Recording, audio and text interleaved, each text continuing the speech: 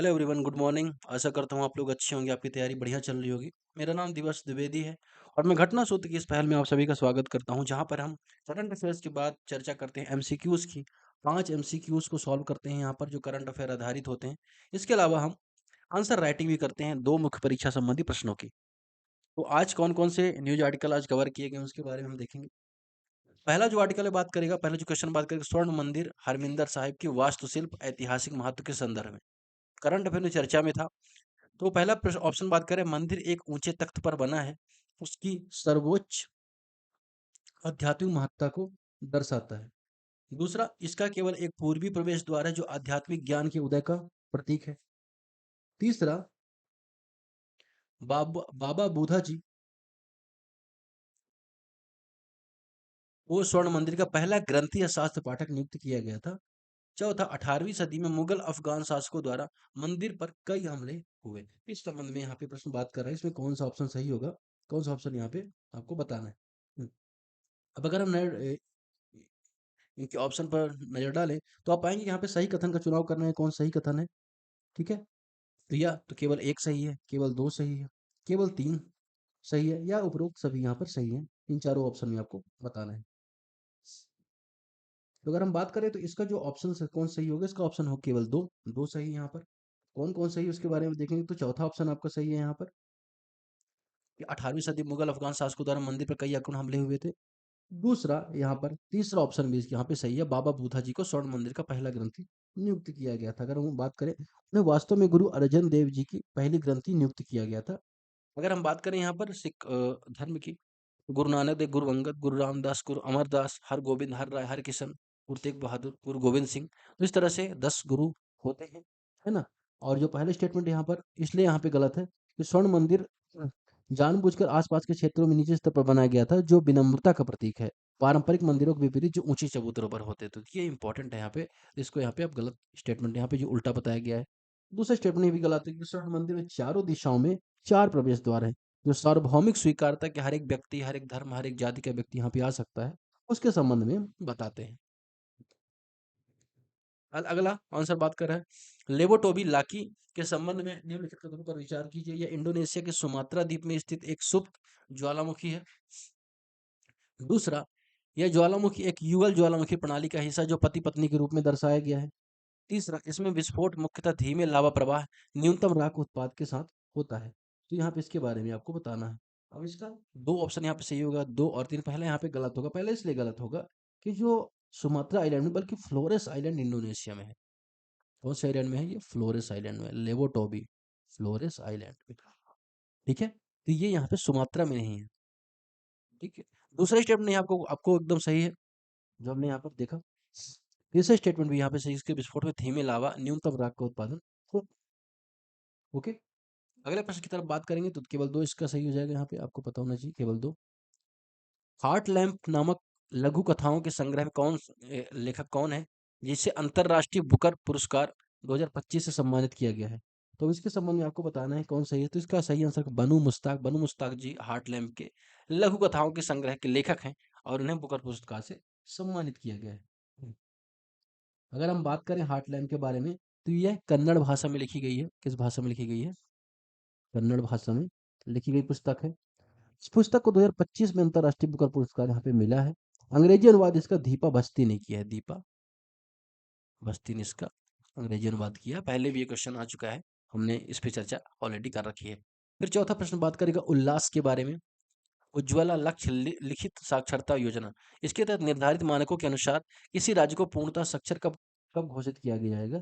तो जब किसी राज्य में 95% साक्षरता हो जाती है, तो उस राज्य को पूर्णतः साक्षरता यहाँ पे घोषित कर दिया जाता है।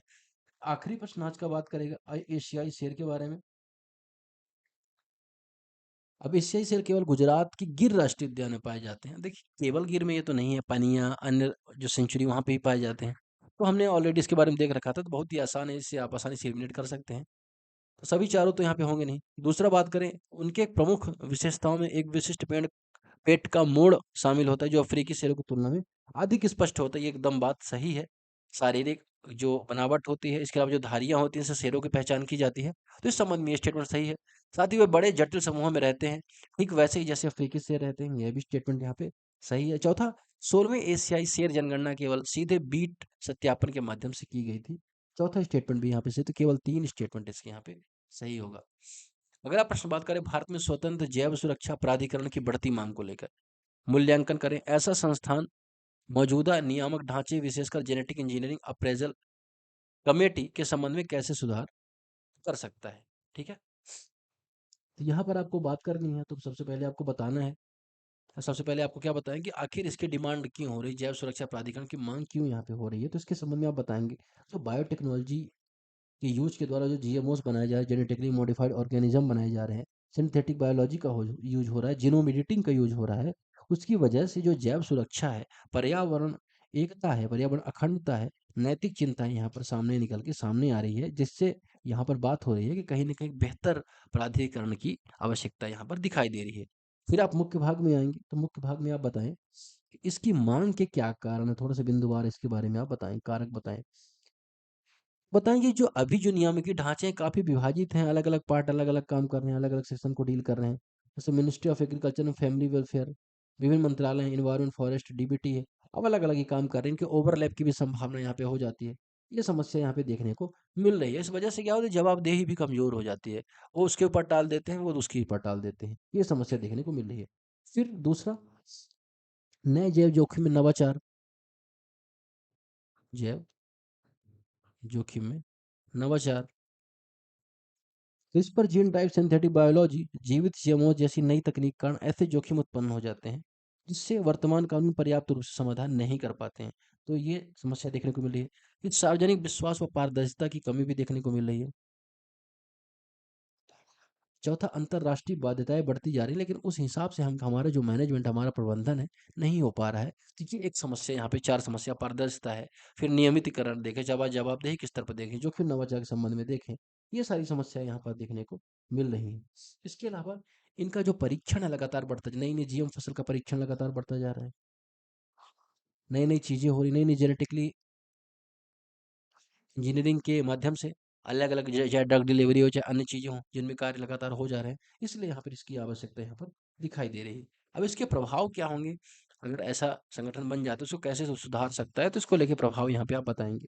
वही जो कमियां थी उसी को ठीक कर दिया जाएगा, प्रभाव हो जाएंगे, बेहतर नियम की संगठन हो जाएगा, कार्य पृथक हो जाएंगे, जवाबदेही सुनिश्चित हो जाएगी, समावेशिता बढ़ जाएगी, पारदर्शिता बढ़ जाएगी, है ना, ये सारी समस्या यहाँ पे दूर हो जाएगी। ठीक है, तो इस तरह से आप इसको यहाँ पे टैकल कर सकते हैं। दूसरा प्रश्न बात कर रहे हैं अर्बन हीट आइलैंड की, इसका प्रभाव क्या है, भारत के शहरों में इसके तीव्र होने का योगदान देने वाले प्रमुख कारकों को रेखांकित कीजिए। तो अर्बन हीट आइलैंड क्या, इसके बारे में आप बताएंगे कि आखिर क्या समस्या देखने को मिल रही है, जिस तरह से तापमान बढ़ रहा है, अर्बन एरिया में जो कंक्रीट का स्ट्रक्चर है उसकी वजह से आप देखेंगे कि वहां पर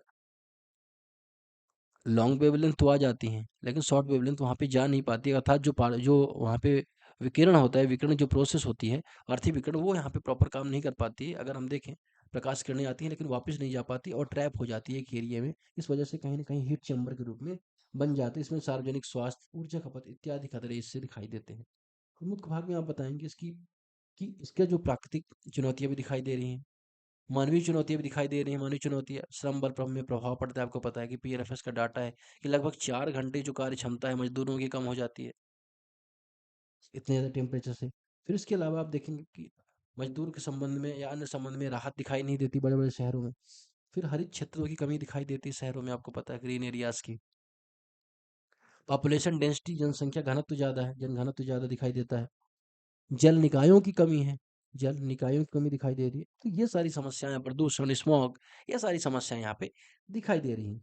पर आपको यहाँ पे निष्कर्ष में उपाय भी बताना है, सजेशंस भी बताना है कि हमें सार्वजनिक स्वास्थ्य को यहाँ पे ध्यान देने की आवश्यकता है। शहरी अर्बन जो फॉरेस्ट है उसको बढ़ाने की आवश्यकता है, जो उसके नगर वन योजना जो स्कीम चलाई गई है, उसके माध्यम से उसको यहाँ पे लिंक कर सकते हैं, शहरी वन को बढ़ाने की आवश्यकता है। इस तरह से बहुत सारे उपाय हैं यहाँ पे अपनाए जा सकते हैं, जलवायु संवेदनशीलता को लेके हो, चाहे अन्य चीज़ों को लेकर हो, जिसको यहाँ पे आप प्रभाव के रूप में दर्शा सकते हैं।